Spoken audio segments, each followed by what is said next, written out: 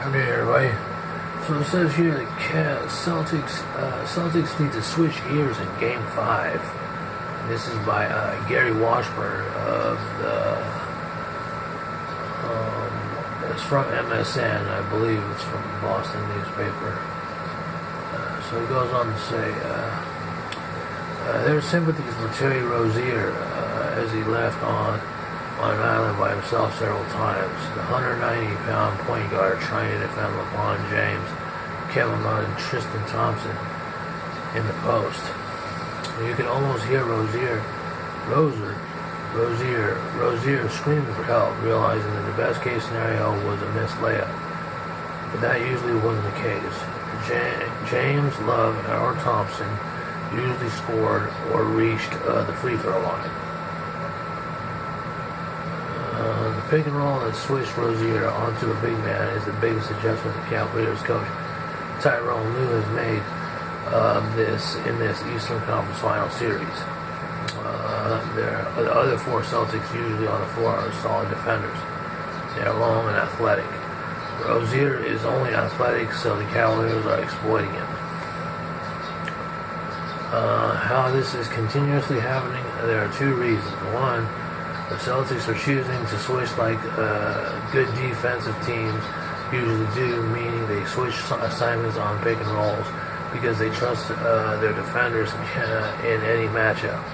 Two, Rozier isn't doing a good job fighting through screens, so he can stick with his assigned Cavalier, meaning if James or Love screens him, Rozier can push harder to get to the stick with George Hill to keep the conventional matchup. If he doesn't, you get a repeated matchup with the big man, and the Celtics are afraid to double for fears of James, Love, or Thompson passing out to a shooter in the open three-pointer. For an open three-pointer. The Celtics have lived by giving up the contested two-pointer over the open three-pointer. It worked to perfection in Boston, not so much in Cleveland. The Cavaliers hit 57% of their two-pointer shots in Game 4, which is 4 percentage points above their playoff average. The Cavaliers did not need not to be prolific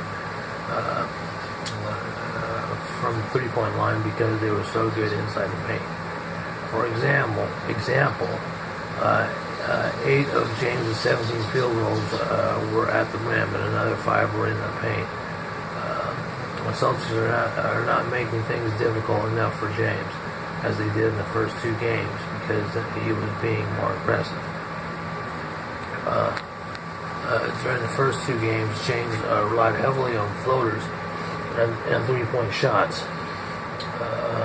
Of his 44 points in Game 4, only 3 came from behind the arc. Celtics challenged James to attack the rim, but he obliged. But Celtics coach Brad Stevens isn't overly concerned with James. The best player on earth is going to play like it. There won't be too many 15-point games as James had in Game 1. What concerns Stevens is the Celtics' transition defense, such as allowing James to become Rob Gronkowski and catch a lead pass from Love from behind three defenders for a layup, or James fighting and streaking Thompson in the middle of the floor, out-hustling his Boston counterparts for a two-hand jam. It says what the Celtics can do in Wednesday night's Game 5 is allow the Cavaliers to get off to another big lead, explode Rozier, and then try to rally.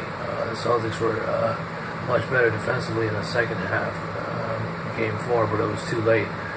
They were already scramble mode. Of course, played perfectly for the final 24 minutes, but instead making too many mistakes. We'll continue to mix it up, but if we continue to feel like this, that's what beat us. Stevens said on his Rozier switches. Again, it goes back to the offense and the transition. LeBron is going to score some on anybody, and you have to make it as tough as possible. If the first two times he had Terry in isolation, he shot a great turn around from 16 feet, and Terry contested with a fadeaway, or Terry contested, he was fading away. It was a heck of a shot. Tip your hat, you go to the other end. The next play, Terry fouled him by swiping the ball in the same shot, probably out of desire to make it a little bit tougher to change the result from the previous one. There were some actions or some plays I think and we can do better at making it more difficult and avoiding the matchup, but it's going to happen some.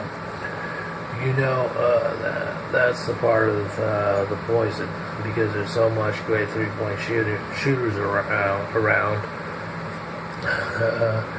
And if you get running around too much or unorganized, that's when they just spray those threes on you, and then you have no chance. And it's a fine line, it's a balance. But those things are not as impactful, in my opinion, as offensive inefficiencies in transition defense. The Celtics would help themselves greatly if they could finish around the rim. They missed a whopping 15 layups and dunks in Game 4. Those aren't as easy as they sound because many were contested, but the Celtics have to be more forceful at the rim. They have shown they fear James at the rim, perhaps the greatest shot blocker among non-centers. James has altered several Celtics chance layups or dunks by his mere presence. Celtics can't be afraid of James, or they at least have to try something other than going straight at him. Testing him with an obvious move or running away from the transition opportunity because he's just standing there hasn't worked. The Celtics have to trust their instincts and score easier baskets. But the key is challenging Cleveland to make plays and drawing fouls. You always go up with intent if you're going to shoot and finish with authority. And then if you go to the line and get an and one, Steven said, and if not, again, if there's two people at the rim and they are the level of athletes that Thompson and LeBron and guys like that are, then you got to spray it to somebody else. Okay, that's that article on the playoffs.